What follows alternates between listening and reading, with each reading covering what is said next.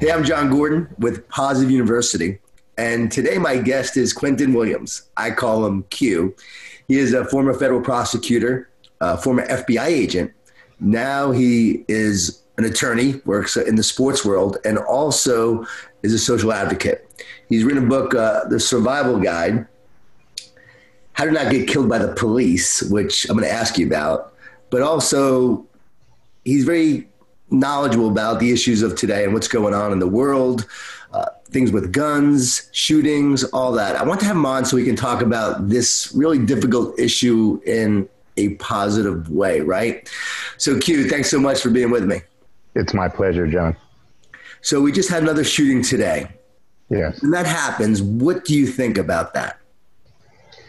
I always think about what is the underlying cause of it. Why are we seeing this in society?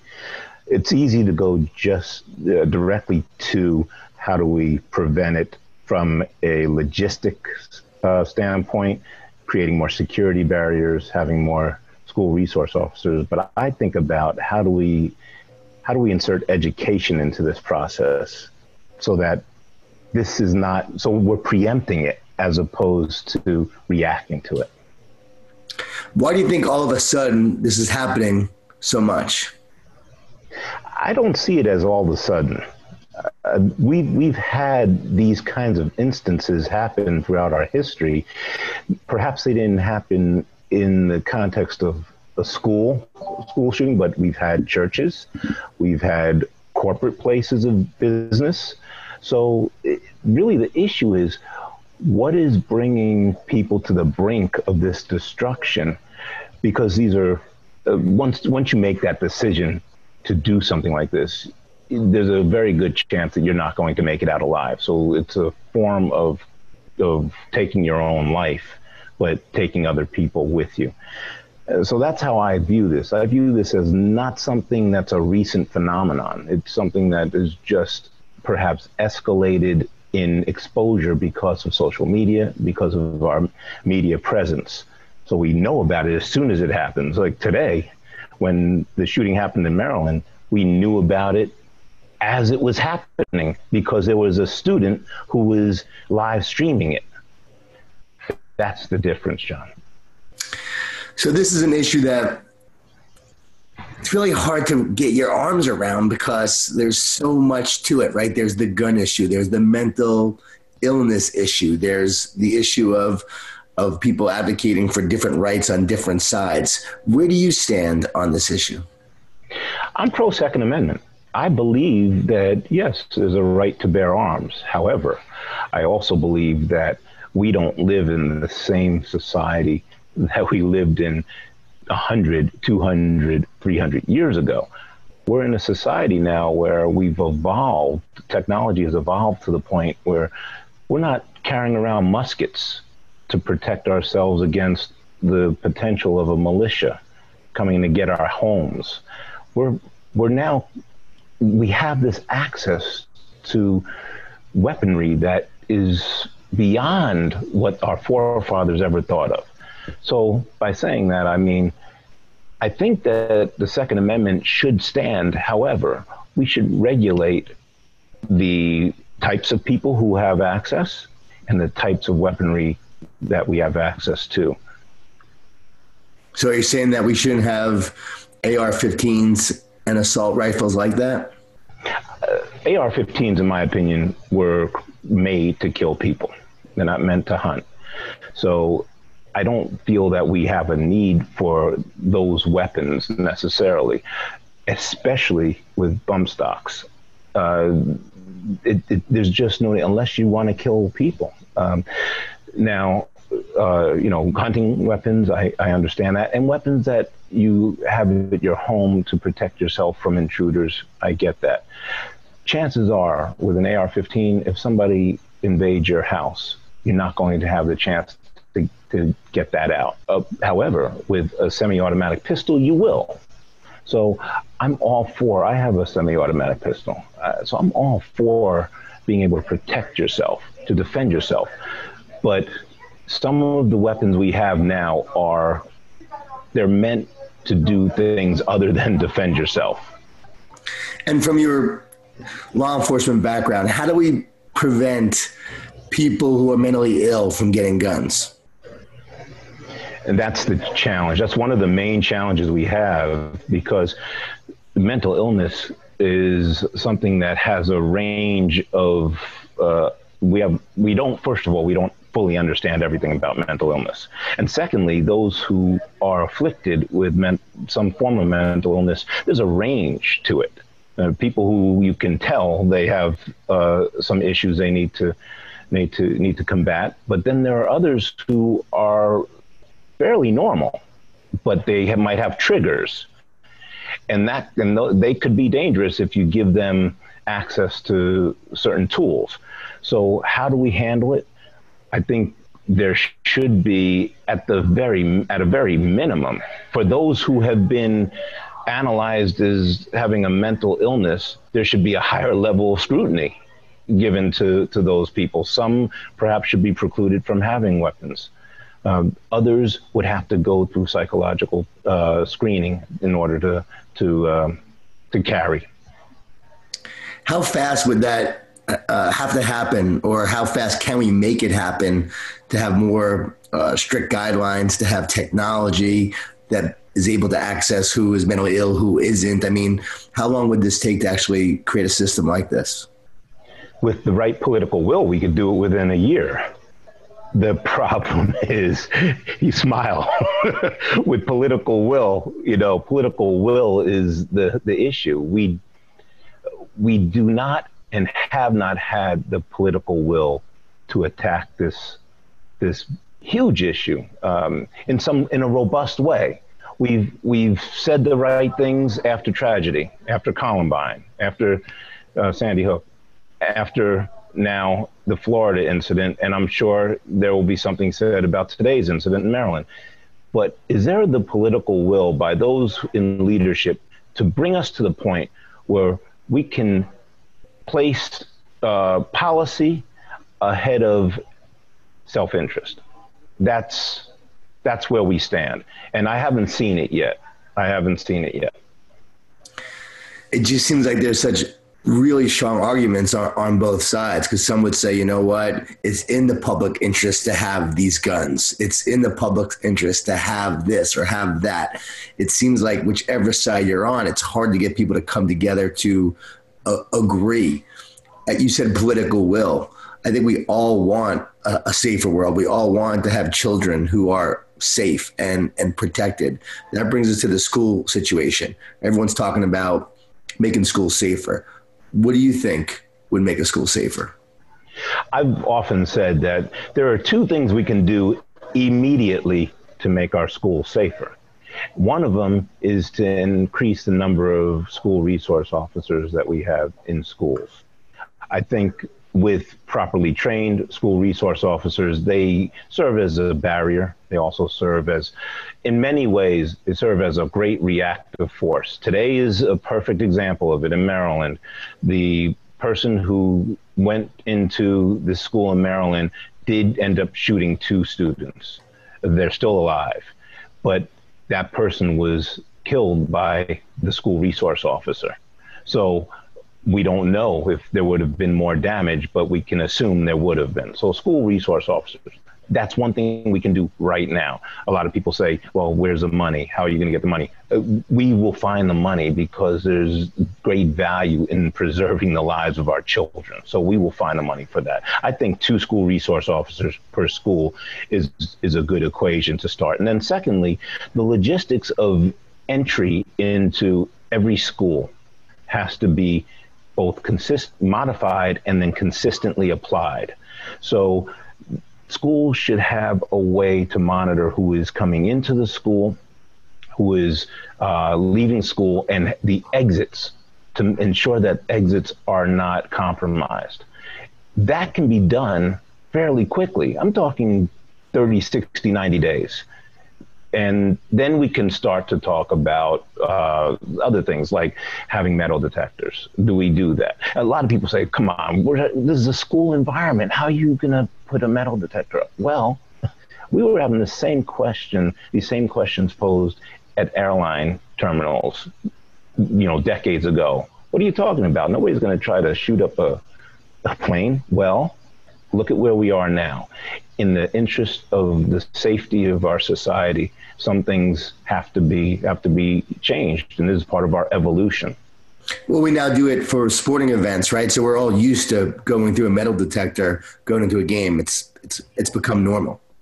Exactly. And that's another great example, because 10, 20 years ago, people wouldn't have been checked going into a stadium.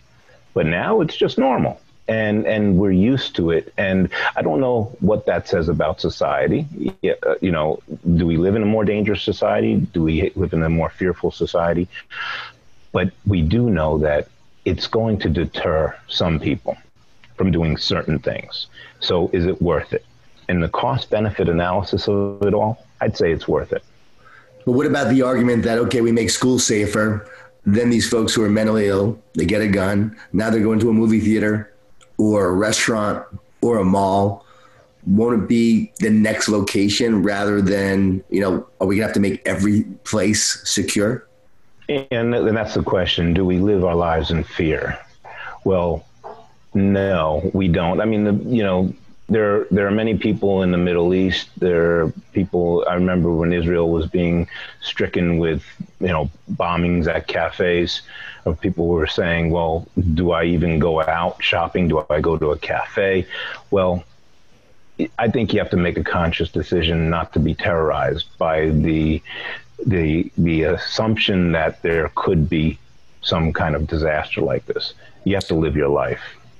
Going back to the resource officer, I texted you the day we found out that the law enforcement that was outside the school did not go into the school to save lives. They stayed outside. And I asked you why. Like, why would someone not go in when it was their duty? Do you remember what you told me? And tell the folks here. I don't remember what I told you, but I can tell you what I probably told you, what I felt. That person was preserving himself, waiting for retirement. It was retired in place. We had something in law enforcement when I was at the FBI called retired in place. Those people who are eligible for retirement are very close to eligibility for retirement, and all they want to do is either get extra days on the books or they want to get to retirement. They don't want to do anything that's going to in any way compromise that situation. And it was obvious. That's what this law enforcement officer was doing. So they are preserving themselves rather than trying to save someone else's life. Yeah, and you know what? If you strap on that weapon belt and you put on that badge, when you do that every day, it could be the last time you do it. And your job, your duty is to preserve life. And you're placed in this position to do just that. To stand by and watch it happen is appalling. It's shameful. And there is no excuse for it. He had the training, the wherewithal to go in there and preserve life. And that's what he should have done. Yeah, my dad was a New York City police officer, and I can't see him just waiting on the sidelines. My dad got shot a lot. He stepped into a lot of bad situations. This guy was probably filled with fear, though. Am I right? The fear, yes, there was so much fear in this person. But it's really an instinctive thing. Once you've been trained at that level, and he was on the job for 20 plus years. So once you've been trained at that level, you're not even thinking about it. You're going towards the danger as opposed to staying away from it. And we saw that with 9/11. It's just a part of the instinct, the inner workings of people who are doing this work, whether they're firemen, emergency medical technicians, or police officers. They go toward the danger. And there are some that said that if you can't trust the law enforcement on the outside, you have to arm teachers on the inside. I'm just curious, from your professional experience, does that make sense to arm teachers within the schools? What do you think about that? Every one of my friends who's a current or former law enforcement officer agrees with me on this one. And this is apolitical. No, that is one of the worst ideas we can have. And there are so many levels to it. There's so many reasons why it's a bad idea, just on the surface, because teachers, unless they were in the military or they're former law enforcement, they're not used to combat. This is combat. So there's a lot that happens with the human body when they are faced with these situations, the adrenaline, the combat. 18% of the shots fired by police officers actually hit something when they're in combat. And these are people who are well trained. They spend their lives doing this. So now you take a teacher, put a gun in their hand, and they're faced with combat. What is their percentage of hitting something? And then do they put at risk the other people around them? And then on the next level is when the real police officers respond and come into the school and see somebody else with a weapon in their hand. How do those police officers respond? Do they shoot at the teacher? If they recognize the teacher and recognize they're a good guy, then they have to disarm the teacher and they have to get the teacher to some safe place. That takes time away from going to do the work. It's just a terrible idea at every level. And that's why I just say, let's get more school resource officers who are competent, committed, and well-trained. And let's handle it that way rather than this theory about arming teachers and how that's going to make people safer. What about the teachers in Texas, for instance? I speak a lot in Texas. I heard from teachers in Texas that said, you know what, I am trained to use a gun. I've been shooting my whole life. I've been carrying my gun in school because a lot of school districts allow it. They even support it. What are your thoughts about that, though? I go back to my first point. You've been trained, but combat is different than target practice. And there is a significant difference. As somebody who's been in both situations with target practice and combat, it's night and day. There's no adrenaline. The adrenaline rush isn't at the same level. So I would say we need to have people reassess the practicalities of it, because we're talking about heavy duty combat where you're being shot at. Targets don't shoot back. You're being shot at while you are trying to shoot somebody. It's different. Got it. So you were a federal prosecutor, former FBI agent. You are now president of the United States. You are elected president. What would you do to solve this entire issue? Give me your 3-4 point plan. Well, number one, this is all about relationships and it's all about trust. The one thing that when we talk about the gun issue, one thing that seems to be the 800-pound gorilla in the room is the National Rifle Association and the power that it wields and how that impacts on the policy that is generated by politicians. Well, we have to get the NRA in the room with everybody and talk about the solutions.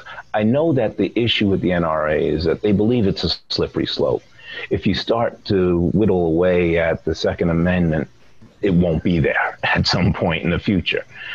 But they have to gain trust that that's not the outcome that is desired. The outcome that's desired is to have moderate policy in place that's going to make everybody safer, yet give those who want to own weapons, own guns, the right to do so. And for those people to be regulated in terms of mental health awareness, to make sure that they have the weaponry that should be in their hands. And I think that would be my top priority would be to get everybody into the room, no shouting, and just to allow everybody to understand what the outcome needs to be. I believe that there are significant areas of interest that are common here. And I don't know that we've had those discussions together before. So that's what I would do. It's the first thing I would do. And then what? And then I would get to work with getting that, making sure that policy aligned with the needs of everybody. So the policy would be simple. We'd have mental health awareness. We'd have training protocols. We'd have background screenings so that criminals weren't given the opportunity. I mean, if you have a domestic violence issue for which you've been convicted, you probably shouldn't have a gun in your possession. So these are simple, commonsensical methodologies for making everybody safer. So I get to the policy issues.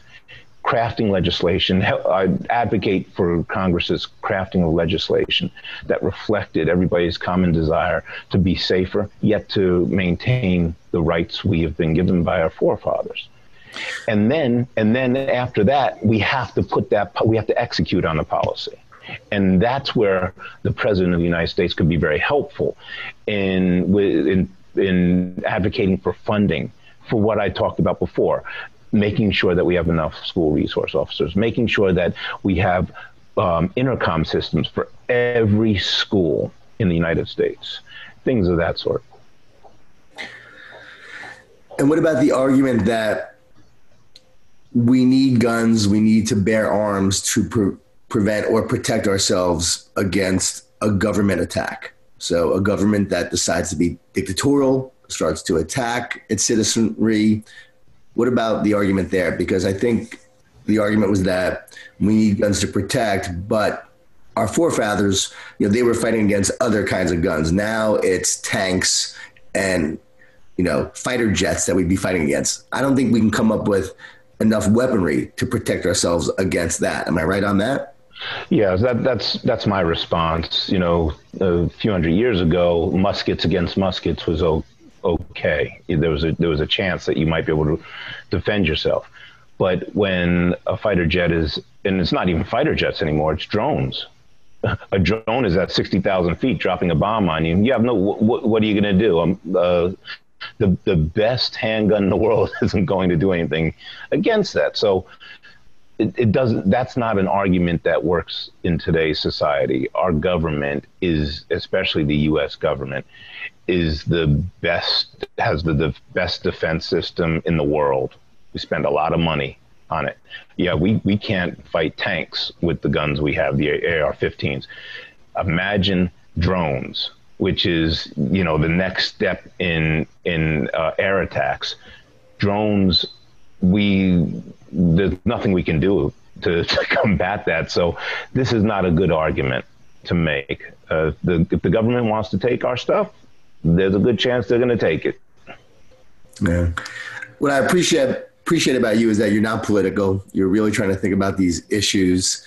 You're not conservative. You're not liberal. You're really just practical and thinking about what's the best way to make people safer. I think people want a common sense solution. I think we want to discuss these things in a positive way. And that's why I want to talk to you about it, because, these are issues that need to be talked about, but there's so much negativity. This is Positive University. Is there a way to bring these issues to light and talk about them in a positive way to find common sense solutions that make the world safer? I mean, again, my dad was a New York City police officer, and yet I understand both sides. It's, when I really look at both sides of the argument, they both have merits. And so I think it's about understanding both sides and not just attaching yourself to one ideology, right? Speaking of which, you wrote this book, and it's a survival guide, How Not to Get Killed by the Police. Now, you were in law enforcement. You were an FBI agent. What made you want to write a book like this about not getting killed by the police, and what do you mean by that?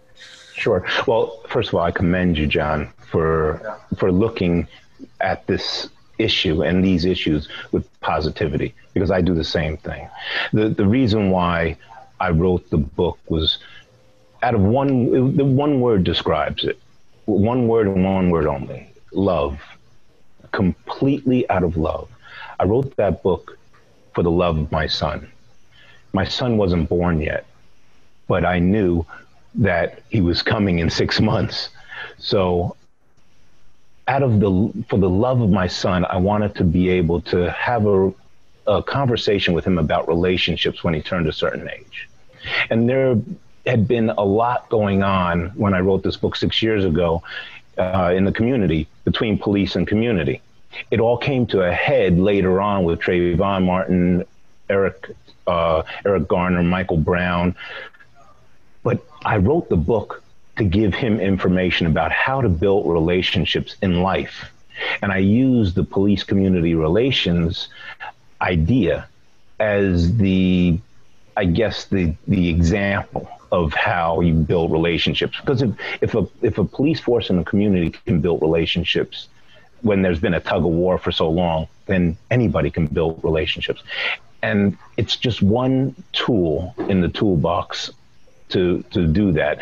And so that's why I wrote it. And then after I wrote it, I shelved it because I was going to have this conversation with my son after he was born, 8 years after he was born. But the intervening event was Trayvon Martin, Eric Garner, Michael Brown, and the tensions that built up in communities across the U.S.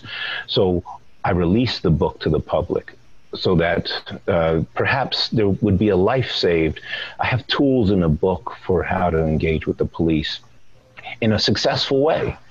And I got this immediate feedback from mothers saying, oh my goodness, I've been thinking about how I was going to have this conversation with my son for years, and I just didn't know how I was going to do it. And you gave me the opening. Now I can read this book. It's a 31-page book. It was written for an 8-year-old, so it's really short. It's easy to read, and it has my stories. I was arrested as an FBI agent in Newport, Rhode Island. I tell that story. I tell the story about how I responded to that arrest, what I did to get out of that situation without having to endure something that was real. And then so you were arrested as an FBI agent by police? Yes, I was in Newport, Rhode Island on vacation. I vacationed there. I had a summer rental house with some other FBI agent friends, and I was walking to a party, and a police officer called me over, and he told me to put my hands behind my back. I was under arrest. Now I just arrived in Newport, so I didn't know what was going on, and I learned while I was in the backseat of the cruiser, sitting there for hours, I learned that somebody had put a gun to another person about 4 or 5 hours earlier and threatened them. That person happened to be had the same skin complexion as me, and it was a 9mm. Well, I had a 9mm on me. The police officer didn't know that, but that's what I carried around as an FBI agent. And so they arrested me because they thought I fit the description. And then when they saw I had a 9mm on me, they were like, we got our guy. The thing they didn't count on was that I was an FBI agent who had been in Bridgeport, Connecticut at that time when the threat was made.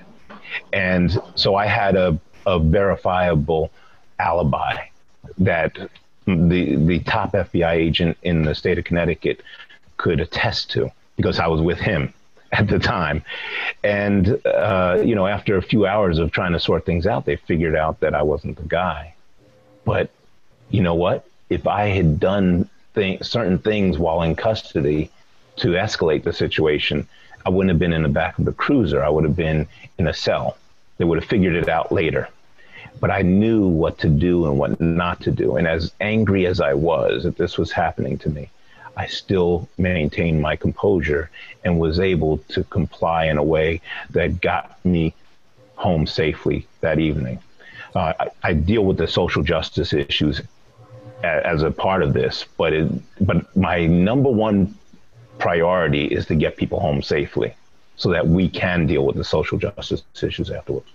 So you talk about in this book, you talk about, what each person should do in those situations, but you also talk about law enforcement's responsibility as well, right? How they contribute. You actually, when you go into communities and talk about this, you talk about, hey, this is what police need to do, and this is what you need to do, and this is what we do together, right? So you're trying to bring the two together. You're not saying that police are bad, right? What do police need to do, though, better? And what do you share in this book? And I want people to read the book, but just give me a summary on what police need to do to be a part of the solution. Well, let me first say that half of the work my family's not-for-profit does, dedication to community, half the work that we do is geared toward law enforcement. We train law enforcement. The other half is training the community, which includes inmates, by the way, so that we can reduce the recidivism rates. But we hold courses. I have a course called Serving in the 21st Century that instructs law enforcement about how to serve, not police, how to serve their community in a better way. And there are several things that they can do, but one main piece of it is the cultural awareness that law enforcement agencies need to have for the communities they serve has to be embedded in their own culture. They need to understand that they're serving a very diverse community.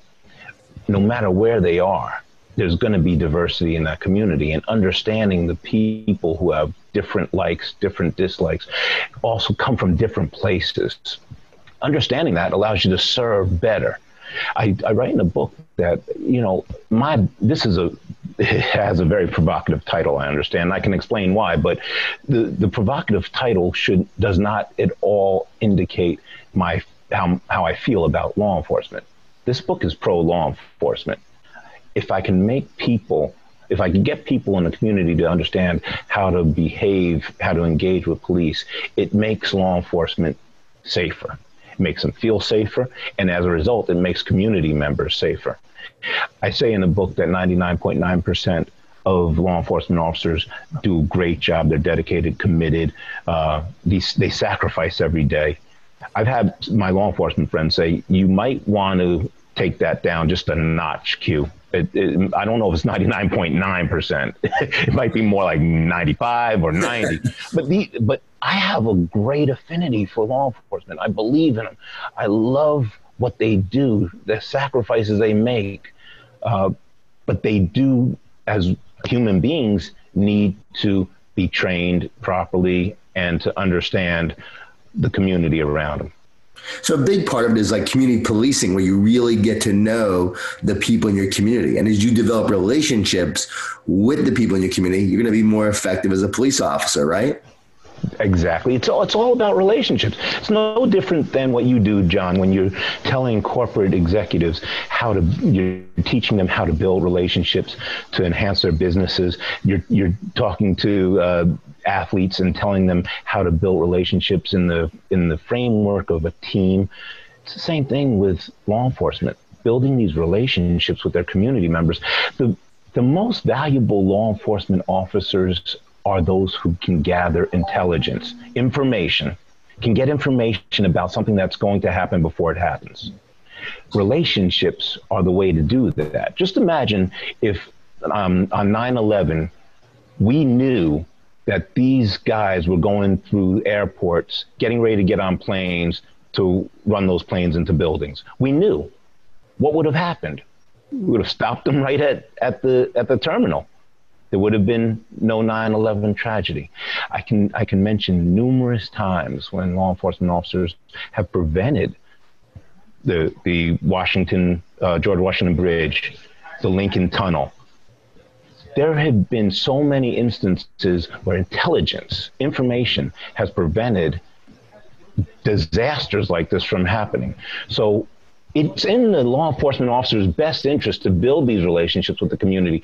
Because, for example, John Smith is having a little tiff with his wife, and his wife goes over to his neighbor, and they're having an affair, or they're about to have an affair. Well, John Smith is so mad that he's going to kill his neighbor for doing this to him. If another neighbor tells a police officer, hey, listen, this is what's going to happen. He has a gun, too. It's going to happen tonight when he gets home. He's going to get his gun and go, he told me. What does that do? It prevents what could have happened. And these tragedies don't just tear apart an individual. They tear apart a community. So this is what's important. Community policing is at its foundation about building relationships. But what about in the heat of the moment when the police person is threatened with their own survival, or they're fearful of their own survival, and they act in ways that, really they shouldn't act? What do they do in the heat of the moment? What advice do you have for them when that's happening? This is why they're screened in certain ways for temperament, psychological well-being before they even get in. I think we have to do a better job as a society at screening for certain types of individuals so that we have, because the process of policing is enhanced when you have great training, great screening, so the selection has to be wonderful, and then discipline. So three things: selection, training, and discipline. Well, if you only do two of those things, the system breaks down. So we have to select really well. And those who have an emotional well-being that allows them to curb their temper so that they can deal with these situations in a way that's going to have positive outcome, knowing the risk, because they're at great risk and a lot of emotions are flaring. Those are the people who we need to have in law enforcement. And I think we're getting there. It's very tough because of what's going on today.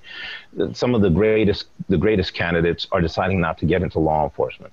But there are a lot of people who are still very qualified, good people, committed, and we need them to be intrigued by the profession. So let's address the elephant in the room. Is there racism out there amongst police in the world that is a contributor to this issue?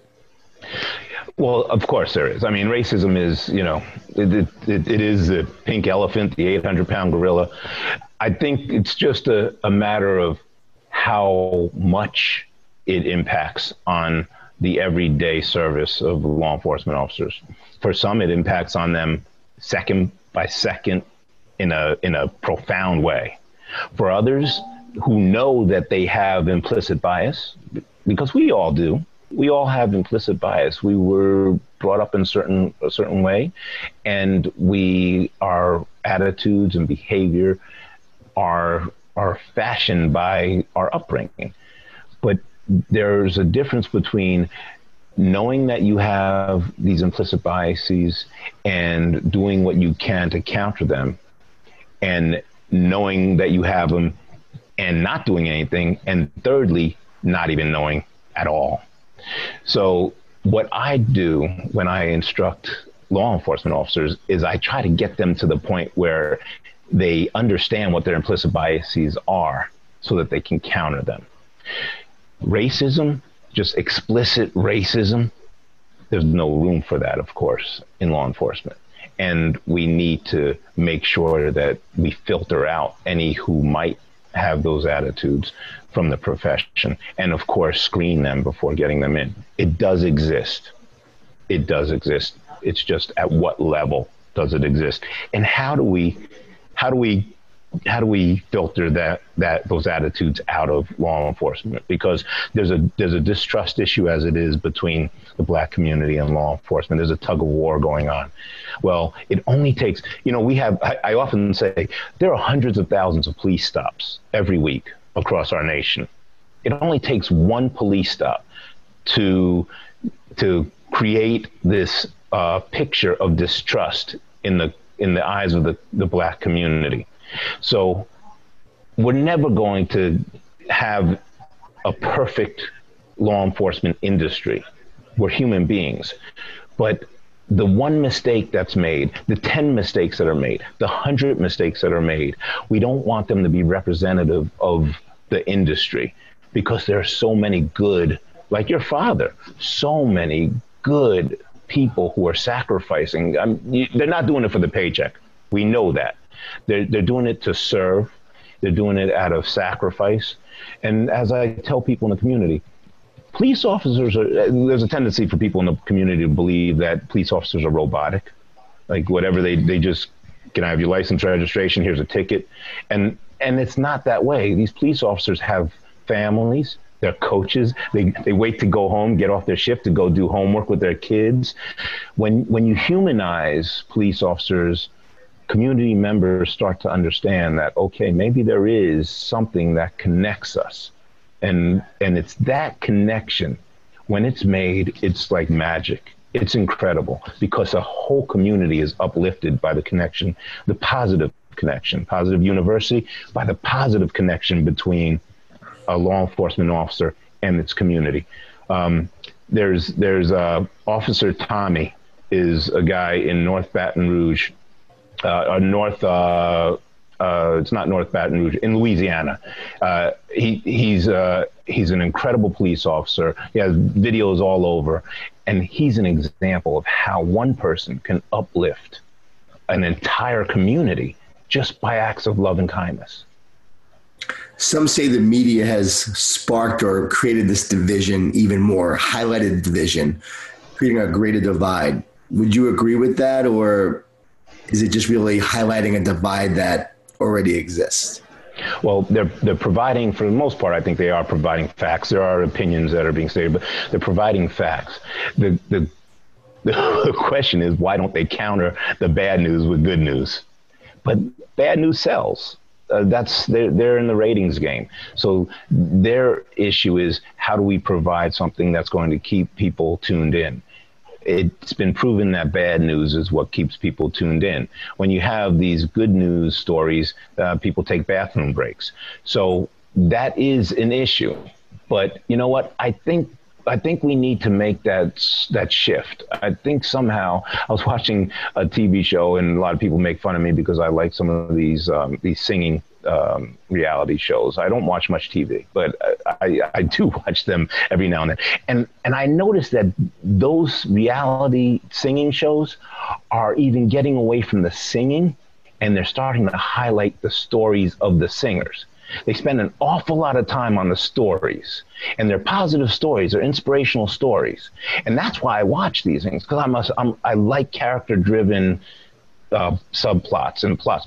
And if we get the news to start to take some of that positivity and bring it to the news so that we hear positive stories as much as we hear about the disasters, I think we'll start to see a little bit of progress in the way we view the world. I read something about a lot of people seeing in today's environment with the anger and vitriol that we feel politically. A lot more people are seeing psychiatrists, psychologists, counseling. There's more drinking, there's more abuse of drugs.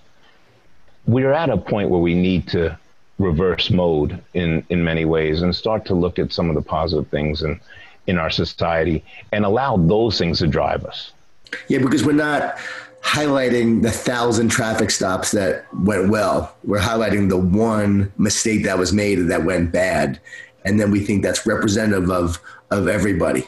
And so, but that doesn't ignore the fact that it does exist. There are problems. There are things that need to be corrected. We need to get better. So we're not saying that, but we're saying, let's look at the positive. Let's learn from the negative. Let's all get better together. That's part of Positive University, right? How can we come together in unity? Because really we are one. I mean, if we can really work together as a community, as law enforcement, as people, that's why, again, the title is provocative, but what you're really saying is, let me show you, law enforcement, how to work with your community. Let me show you, person in your community, if you get stopped by someone, make sure that you do this, this, and this so you're not hurt. And if you abide by the law enforcement's rules and so forth, you're going to be fine.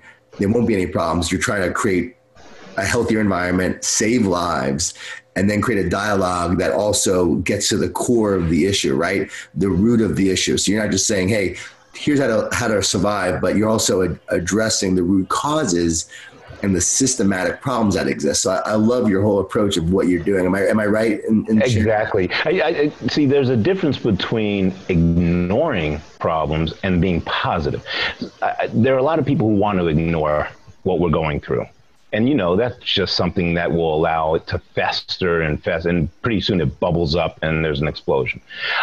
We're not ignoring it. We're addressing it. But we're also addressing it not just by educating about the things that are happening that are negative, but also highlighting what can be. What can we be? How can we thrive? And I think you have to take both of them together. Then you can't just do one of them, one or the other. And if we do that, we'll we'll see some evolution. Just to let you know, the reason why I entitled my book "How Not to Get Killed by the Police" is because that's the question I was getting at 2 a.m. from clients who would call me up and say, "Hey, I'm in my old neighborhood," and these are sports guys or entertainers. "I'm in my old neighborhood. It's 2 a.m. I'm with my old friends. My old friends aren't doing what they should be doing, but I'm hanging out with them, and I have blue lights behind me. How do I not get killed by the police?" So when I wrote this book, I didn't entitle it because it was for my son. It was just going to be something I presented to him as an essay, basically. But then when I was to release it, I said, I got the title. The title is "How Not to Get Killed by the Police," because that's the question that has been asked of me for 25 years by my family members and by my clients. It just made sense. So give me 3 things you would tell someone when they ask that question. Oh, wow. This is great. 3 things. Well, I have 3 things that I've given NBA players right here. No way. Wow. Okay. This is unrehearsed, by the way, everybody. But these 3 things are what if we had to break it down to 3 things when you're stopped by the police, this is what you do. I had no idea you had 3 things. That's awesome. Okay. What is it? This is because you want it to be really simple. I mean, adrenaline is flowing. You don't know what you're going to do. Well, turn on your hazards right away. Your hazard lights acknowledge to a police officer that you know that she or he is behind you. What that does is it tells a police officer, okay, I'm not going to get into a chase here. They're going to pull over. Might not be right here. Maybe it's dangerous, but they're going to pull over. They have their hazards on. They acknowledge I'm here. The second thing is to comply with everything and be respectful. So just do what they say. Just do what they say, be respectful. I often say yes, officer, no, officer, yes, sir, no, sir, yes, ma'am, no, ma'am, that kind of thing. And then the third thing, really important, ask permission before you reach. So they're going to ask for your license and registration. Your license is in your pocket. Before you reach for it, ask for permission. May I get it? This is where it is. I'm getting it, and I'm giving it to you. The glove compartment usually has your registration. Glove compartments contain other things other than registrations, sometimes guns. Police officers know this. Let them know with every single movement that you are reaching for that glove compartment. You're opening it, you're reaching for your registration, you're giving it to them, and offer them the opportunity if they want to get it out for themselves to be able to do that. If you do those 3 things, you'll be fine. I have a list in the book of maybe 10 things to do, but in the heat of that adrenaline-filled moment, you're not going to remember all that stuff. So those 3 things you can remember. And we give this card to NBA players to put under their visor so that you can just look up and read the 3 things you should do to make it really easy. I love it. Q, thank you so much. Thank you for being a force for good and wanting to make a positive impact, addressing these issues, talking about them in a positive way. Really appreciate you, your knowledge, your service to our country and what you've done and what you're doing now to change the narrative and hopefully change communities, police, and community relations, and just make the world better. You are a force, and I appreciate you. It's been my pleasure, John. God bless you, and thanks for all the work you're doing to inspire our nation. I really appreciate it, brother.